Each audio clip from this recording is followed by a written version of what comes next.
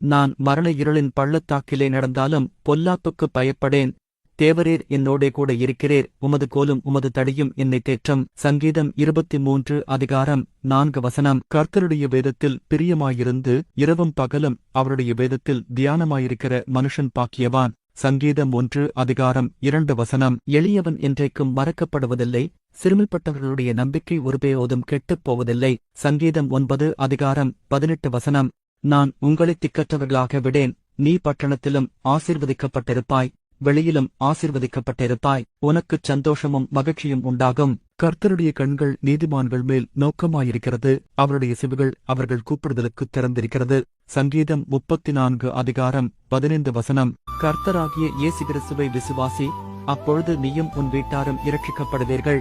அப்போஸ்தலர் அதிகாரம் 16 வசனம் 31. உன்னை விட்டு நான் எங்கும் போக மாட்டேன். உன் மனதிற்கும் குறைகளை என்னிடம் பகிர்ந்து கொள்.